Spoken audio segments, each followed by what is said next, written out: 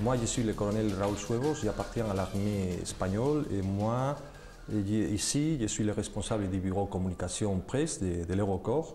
Le chef du bureau communication, il est toujours de la même nationalité que le général commandant.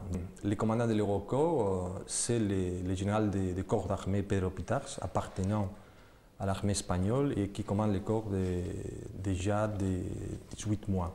Le quartier général de l'Eurocorps en tant que ça, c'est le quartier général qui est formé pour l'état-major, pour la brigade d'appui au commandement et pour le bataillon de soutien au quartier général. Ça représente plus ou moins 1000 personnes en permanence ici à Strasbourg. L'Eurocorps, je pense qu'il a une place naturelle en tant que pionnier. Nous sommes le premier corps multinational. Il fait déjà 15 ans que le corps existe. C'était la brigade franco-allemande qui a été créée par M. Mitterrand et M. Kohl.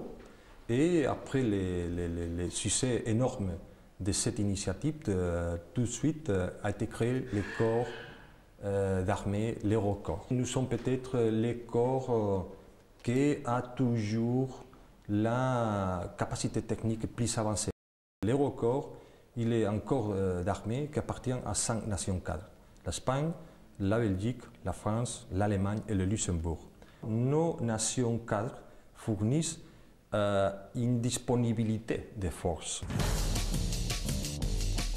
L'Eurocorps a toute l'autonomie que les nations cadres, c'est-à-dire les nations entre guillemets propriétaires, décideront de les donner. C'est-à-dire, nous sommes une force que nos nations cadres ont décidé de mettre à disposition de l'Union européenne, de l'OTAN, aussi de l'Organisation pour la sécurité et coopération en Europe, et aussi pour les Nations unies.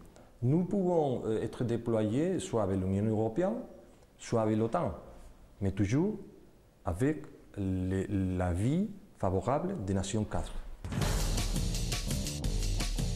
Pour l'instant, la mission principale de l'Eurocorps, toujours, c'est se maintenir à le plus haut niveau d'efficacité et disponibilité. Parce que nous sommes un des seuls quartiers généraux des corps d'armée brevetés comme quartier général de haute disponibilité pour l'OTAN. Ça représente une responsabilité d'être capable toujours d'être déployé dans un très petit délai de 30 jours.